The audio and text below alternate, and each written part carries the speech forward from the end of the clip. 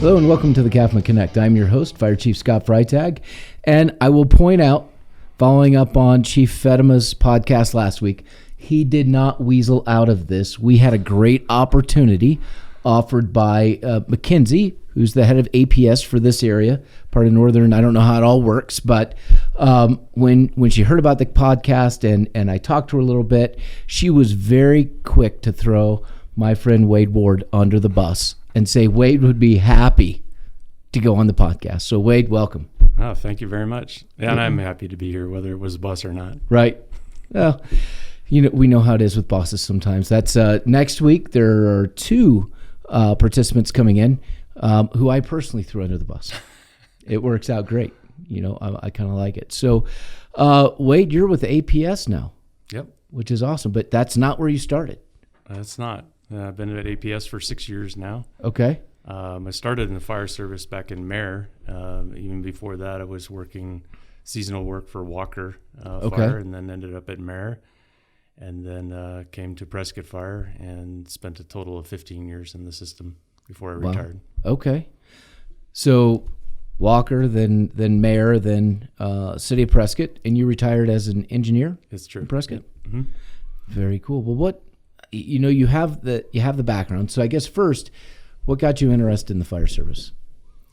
Boy, I was fairly young, actually. I attended started to go to the academy in Scottsdale. Okay. My dad was severely injured in a car accident and kind of changed the course of things for a little bit. Okay. And then ended up here in Prescott and had a good friend, Battalion Chief now, Dan Morgan, who's a good friend of mine. Good friend of our family's been known for many, many years, even before we were married at ASU. Okay. My wife and I. And then it just, life happened and turns and twists, and then finally ended up at Prescott Fire. Now, did you grow up in the Valley then? I did. Around Scottsdale? Yep. Came from around the Green Bay, Wisconsin area to Phoenix when I was pretty young. Spent my summers, back on farms and stuff like that, and family. But grew up in Phoenix, went to high school at Arcadia High School, and then ended up running track for quite a long time, spent some time in Europe, and then got married and came back and ended up here. So it's been a wild ride, and I'm sure there's some more wild aspects still left in it. Right. So when you went to Europe, was that to run track? I did, yeah. Okay. Yep. So how did that work out? How did you get there? How did I get there? Well, I got offered to run for an American club. Then I ended up in Germany and signed up for a German club. Okay. And it's a long story, long ways from fire at that time. Right. But actually spent quite a bit of time in Eastern European countries in the early 80s, mid 80s, before the Iron Curtain came down, and had some really great opportunities to run over there, and ran for a German club for 2.5 years. Wow. And did you say you graduated from ASU? I did not. Okay. Nope. I finally finished my education here at Yavapai College in a fire science degree. Oh, very good. So moved up here, went through your fire service career, and Prescott, a storied fire department, one of the oldest, or the oldest in the state. Is that correct? The oldest. The oldest in the state. And we have a great working relationship with the city of Prescott and the Prescott Fire Department. Shout out to those guys. At some point, though, you transitioned. You said, you know what? No more on the fire side. I want to look at APS, which, looking at it from my perspective, I'm going, wow, that's a big leap. Yeah. So how did that transition? What type of position are you in today, and how did you get led there? Yeah, no doubt. It's a lot of people ask that question and try to figure it out, and sometimes I do too, but it's been a real blessing. I spent a lot of time on the fire side and fuels management. I started with Chief McElway, which eventually, our Crew 7 became Granite Mountain, and spent a lot of time on that side with Jeremy Brinkerhoff and lots of other folks from back in the day, and then ended up testing and getting a job on the floor as a firefighter, and worked my way up to engineer. But, it was just a career path decision that I chose to make. And, what do you do when you've been doing fire for 15 years or more, including the volunteer side? So Right. it was a little interesting and a little scary to try to figure that out. But, I was heavily into the public information officer side with the department, and was working at the time for Tony Shaka on his Type 1 team. Okay. Down in Sedona as a PIO for APS. And that's when I became interested in this position at APS. And 6 years later, we're in the middle of, expanding our program as well. So what is it that you do with APS now? Yeah, there's a lot of things, a lot of different tentacles that kind of go out from the job. When I got there, the folks that hired me told me to look at everything from the lens of fire mitigation. Okay. And, we have I felt that there was always a really significant amount of support there, because not only were they interested in making, the APS system more safe and more reliable, they were very interested in making sure that the relationships between the fire departments and incident command on a fire and APS a lot more connected, I would say. So, the skill set that I had, and certainly have developed even more over the last 6 years, kind of fit into that. So there's a few things. One is the fire response piece. So APS is number one concerned about first responders in the area of one of our power lines and or right-of-ways, to make sure that it's safe for them to respond to the fire. Okay. And then two, to make sure that the public is safe for that ingress, egress, to get people evacuated from a community. So one of my roles, and the rest of the folks that are on my team, responsibility is to make sure that we have, as early as possible, communication with IC. Right. That our ICS system is embedded with theirs, and that we provide that safety. That might mean that we have to shut the power off in order to make it safe. And then two, to help them navigate our system so that we can, people don't think about it quite a bit, but there's a lot of first responder aspects that are involved with our troublemen and our linemen. Yes, and absolutely. So to make it safe for you all to get in there as soon as you can, and then make it safe for the community, and then of course to restore power, whether that's just turning the power back on or having to rebuild a system like we've just recently had to do down in Baghdad.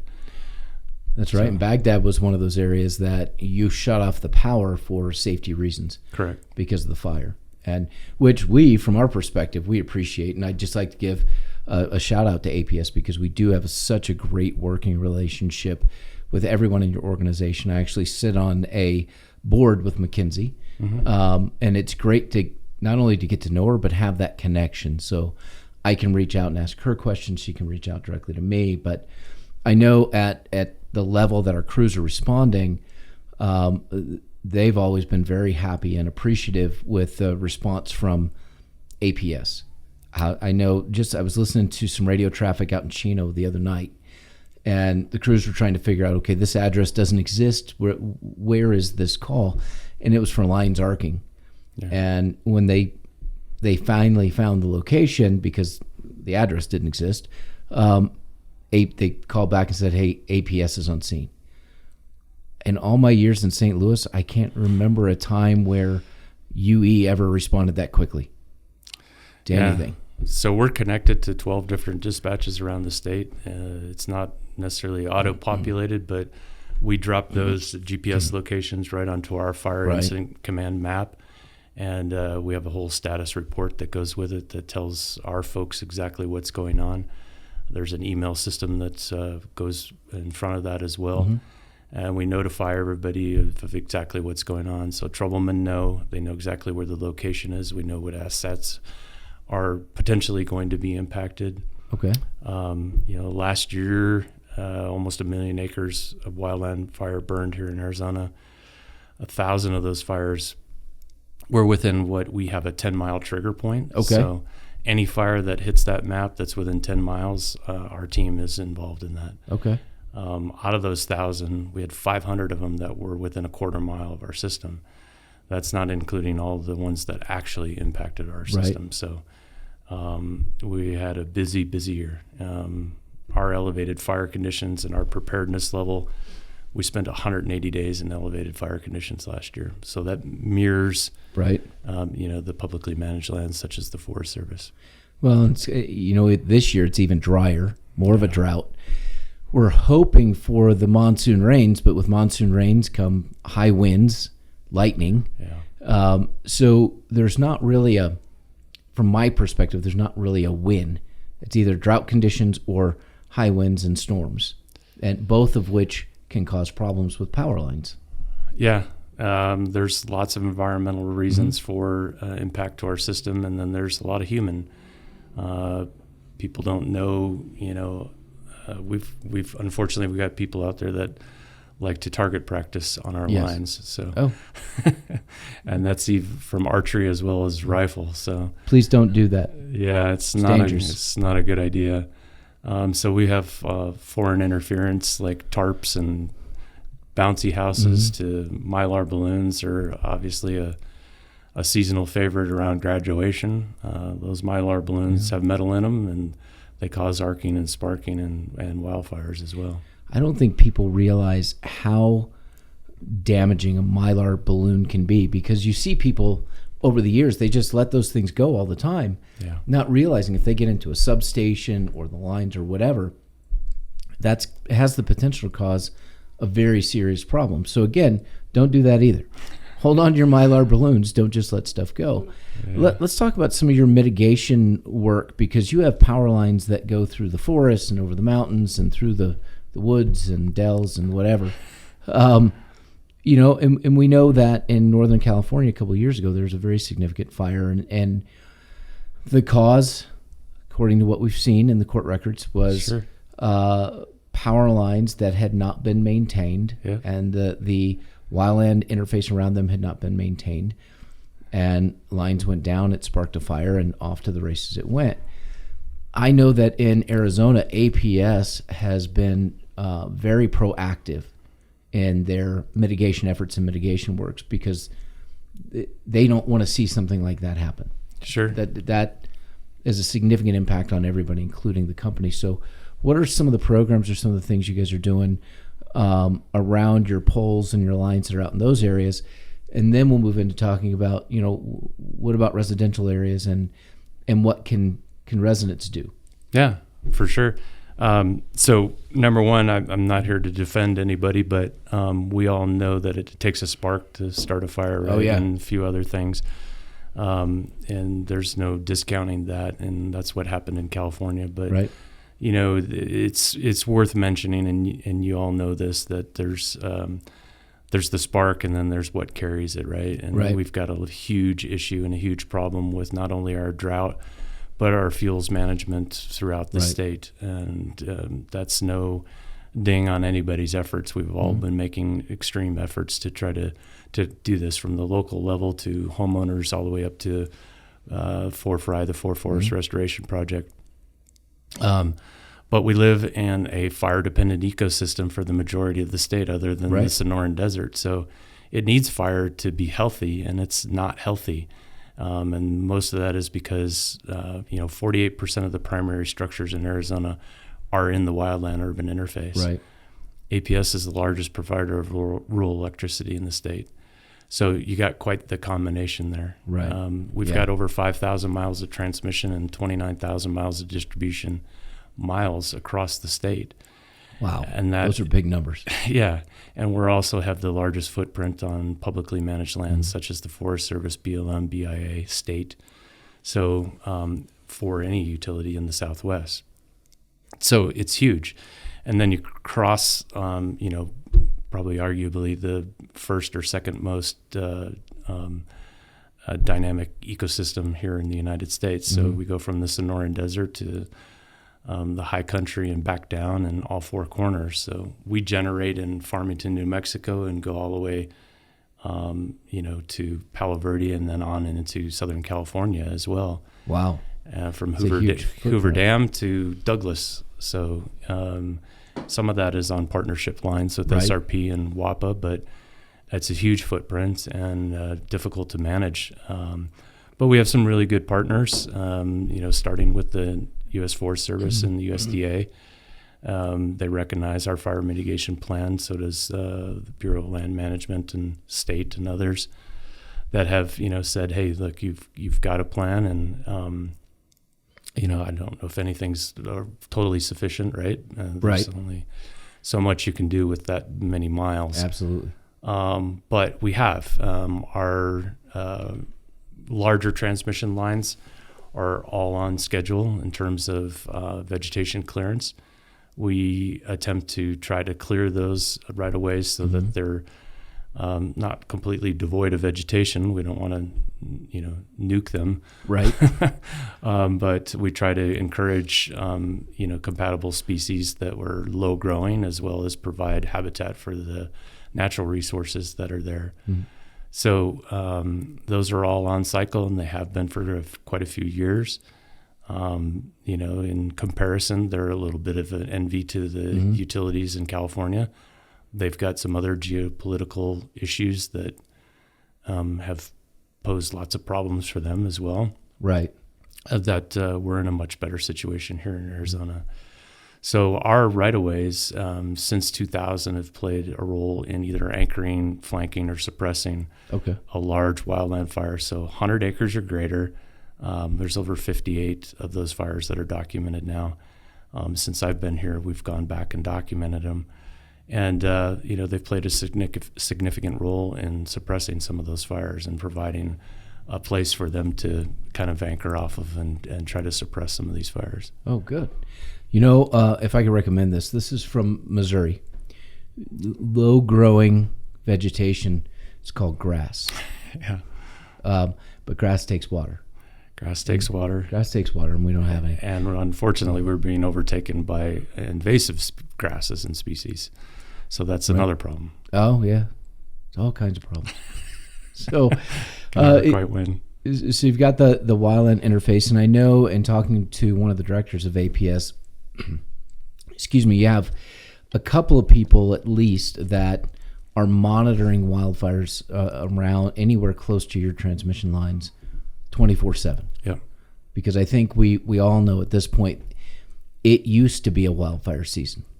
Yeah. Now it's a heavier wildfire season and a lighter wildfire season, but it just goes. Yeah, so we've really made an effort to try to educate our folks and our customers that we don't talk about it as a season anymore. Right. It's all just a preparedness level. Right. And so when we talk about elevated fire conditions, that would be the old verbiage of a season, right? So yeah, we prepare our customers as well as our employees. Our employees drive almost 11 million miles a year across the state, 11 million. And all of them are prepared, those vehicles that are on the road, with the minimum requirements by the Forest Service, which is 2 10-pound fire extinguishers, a backpack pump, and a tool. Oh, wow. And a lot of our employees have been able to participate and or suppress an incipient phase fire along our highways and roadways all over the state. Now, do any of them attend the Wildland Academy that we have every spring? Yeah, good question. So yes, everybody from the forestry side on the incident management team has at least 130, 190. We've got a few folks that are, really like to go to school still. Right. I never liked to go when I had to, and so I don't like to go now. So I don't like to go now, but I picked the wrong job if I don't want to continuously learn. But yeah, our folks are all at least 130, 190.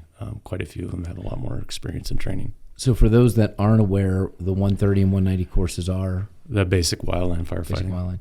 So you have linemen and women whose primary job is working with the transmission lines, working with the poles, working with all those things.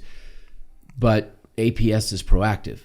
And so you're following all of the recommendations from the Forest Service, and you're providing opportunity for your folks to receive additional training, like you said, to help put out a fire in the incipient phases, which is fantastic. You don't see a lot of entities that would take that kind of proactive step to help mitigate the fire within the state of Arizona.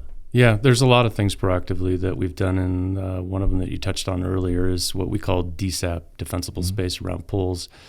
It started with what they call pole brushing in the California area. It's also part of the wildland urban interface from the ICC code. There's roughly 7 or 8 communities across the state that have adopted the ICC code. Okay. And then, of course, as you know, they have to adopt each section of it. Right. And some think that they've adopted the whole thing, and others, know better. But we decided that it was best management practice here in Arizona at APS to adopt that code. Okay. So throughout the wildland urban interface, and of course, everybody has their own definition of what that means too. Right. But in general, our urban interface code would match, what you guys would consider your urban interface. So all of our equipment poles, about 75,000 of those. So that's a pole that has a transformer, a switch, a fuse, some piece of equipment on it, not just carrying wire. So just carrying wire would be a transit pole is what we'd call that. All right. So all of those are cleared 10 feet in all directions of that pole, including vertical. So you basically see a baseball diamond around those poles. Okay. And they're on a 3-year cycle, so we divide that 75 by 3, and those poles are treated every 3 years. We mechanically clear them, and then where we can, we also apply a herbicide to keep the grasses down. It doesn't keep it for 3 years, but it'll keep it longer. And then the neat part about that is it's communicating that message that they're hearing from the fire department, the fire communities, from Firewise communities about defensible space. Mm-hmm. So we spend a lot of resources, a lot of money on that to communicate to our customers as well. So what recommendations would you give to a homeowner regarding APS equipment, power lines close or near to their homes? What safety tips would you give them, whether it's preparation for a wildland fire or just in general, a downed power line, anything besides don't let the Mylar balloons loose and stop shooting at things? Yeah, I like that part. I'll have to send you a picture of an arrow through a wire. Whoever did it is a pretty good shot, obviously, but we'd appreciate it if they'd pick other targets. I think their neighbors would as well. Yeah, not only fires, but outages is just as important. So, starting with, I forgot what you said. So what on the residential side? It's a very good message, and it's easy for us to communicate, and it's a good partnership. We belong to the National Cohesive Strategy as well. Oh wow! Okay. And we take that message to heart. So we work with the homeowners to explain to them, look, we're doing what we can around our home, being the property of APS, and this is what you should be doing. So we spend a lot of time in the rural communities, meeting with fire districts and fire departments at town halls, city meetings, city council meetings all over the state, trying to communicate that message that, look, hey, this is what we're doing. This is what you should be doing. Right. And, the literature that we put out, mailers and information that we send out about the Dsap program as well as our right-of-way program all supports that message. And we continually talk to homeowners as much as we can through those mailers and through other communication to help them understand, the little bit that you can do is very important. Right. And, I know from my experience, as you do, there's, when you're going into quick triage a home because of a wildland fire, you're going to spend time on a home that somebody spent time on to give you a chance. Absolutely. And we don't shy away from that message to our customers and to our employees that that's what needs to be done. It's unfortunate. And being from the St. Louis area, I don't have the background that everybody here has with wildland fire. But I completely understand the idea of assessing the threat. Mm-hmm. This homeowner took a lot of time to clear this home. We stand a chance of saving this one. This homeowner did nothing. Yeah. There's just stuff everywhere.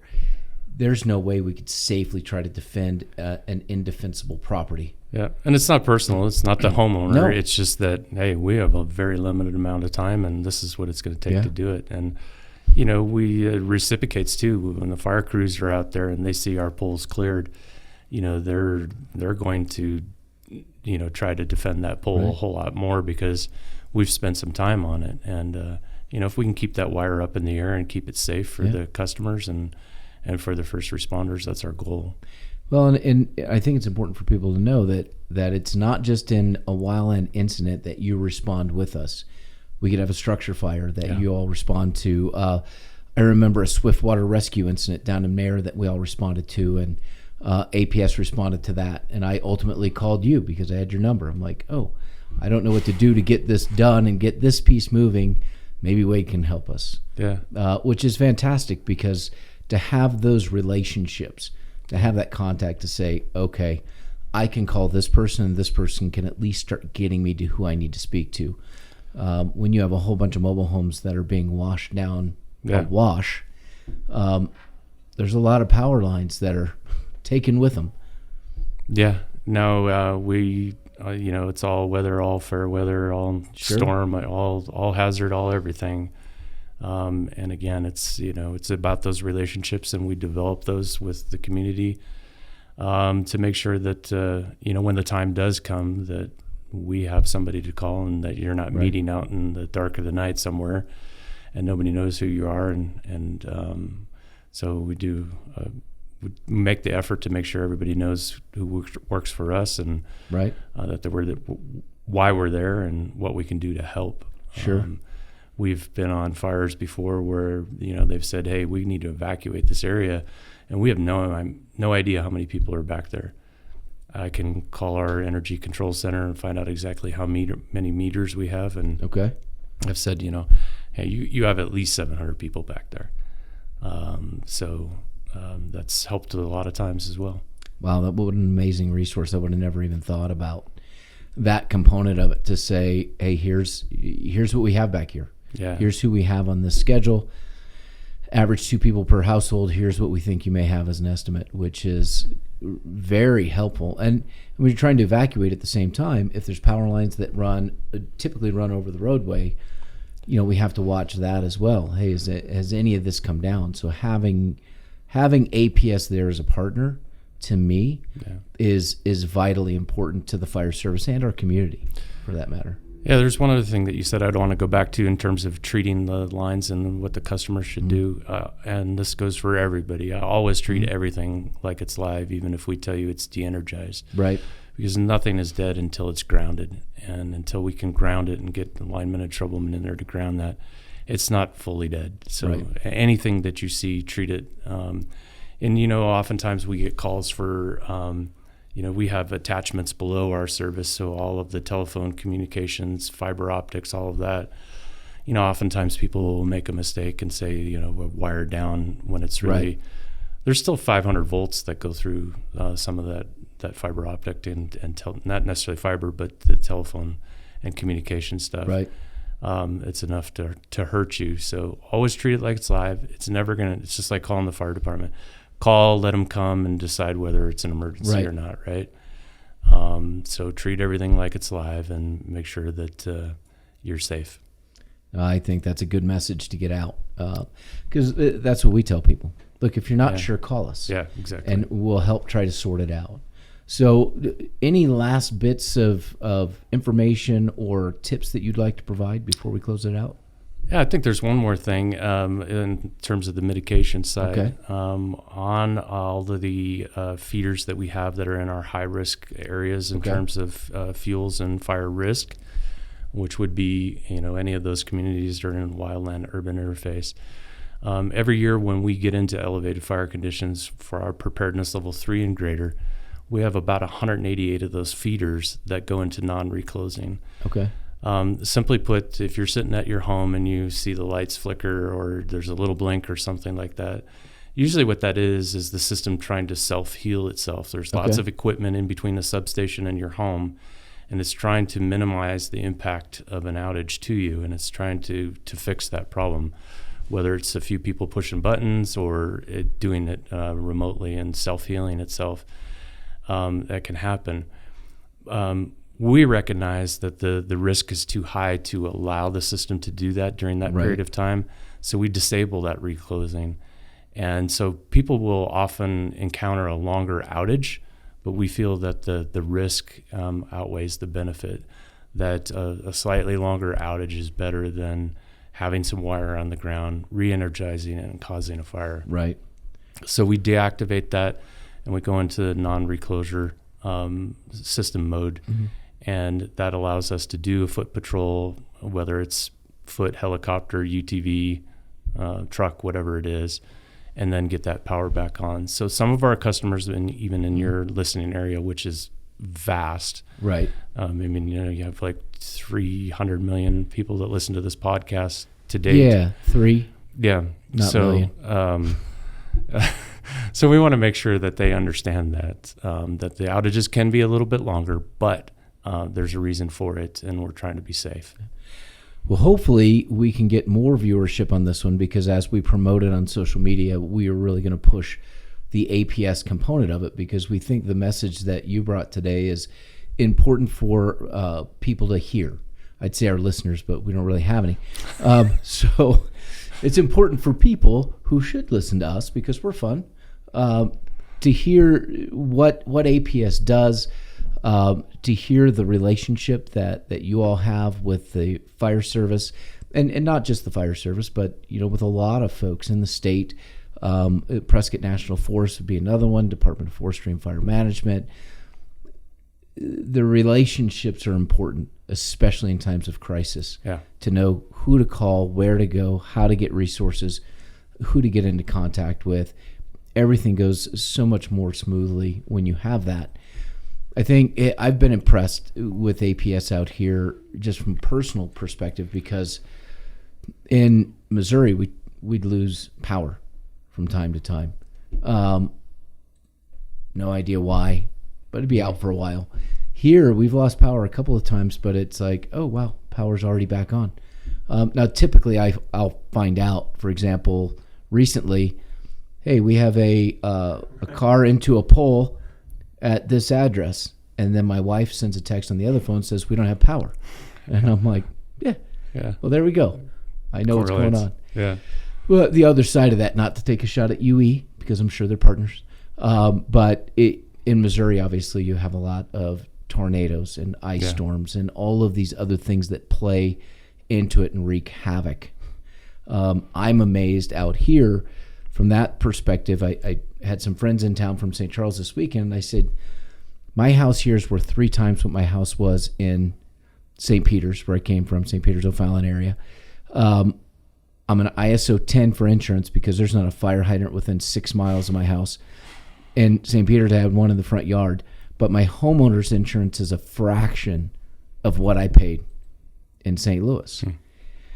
So I was talking to my dad, and he's getting another new roof. He's never paid for a new roof on his house, and that the house he built in '94. And the reason is because there's so many hailstorms. Oh boy! Every 10, 12 years, you end up with a new roof and some new siding and some new windows. So we're all paying for it. Yeah, everybody's paying for it.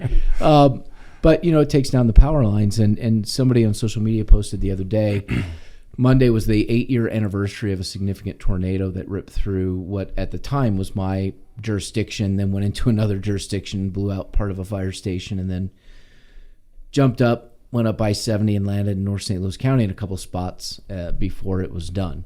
A lot of damage. And trying to respond to something like that on the fire service side, and work very closely with our partners at UE at the time, because you've got so many trees down and power lines down, and you're trying to respond to people trapped and collapsed structures and just everything happening at one time. Yeah. Having those relationships, those partnerships, vitally important. But shout out to APS, because my electric in this area has been very stable, and I appreciate my lights. Well, we don't have it flagged, and no, I don't get a discount for working for APS. Everybody else asked me that too. We pay the same rate as everybody else, which is, on average is, a fancy Starbucks. Right. It's pretty cheap in comparison to what it takes to get here. It's not bad. Yeah. I was in a gun class all last week out at Gunsight Academy in Paulden, and I can tell you that never once did they advocate shooting at power lines. As a matter of fact, that was listed as something that was, you don't do that. That's dangerous. Yeah, I would. I would highly agree with that. So we'll close out this week with some basic safety tips. Make sure you're clearing some space around your house, some defensible space. If you have a question, make sure you reach out to APS. They're always there to answer your questions for you. Please don't shoot arrows, guns, anything at their power lines. Just don't mess with them. Yeah. Admire the fact that they're there providing power to your house, and try not to take them out. And watch the Mylar balloons. I've been warned about those for years and used to send out safety tips on that. They can cause a lot of damage. So appreciate the fact that we have APS in our area. Appreciate the fact that your power is on in your house, and don't do anything stupid to blow up their lines.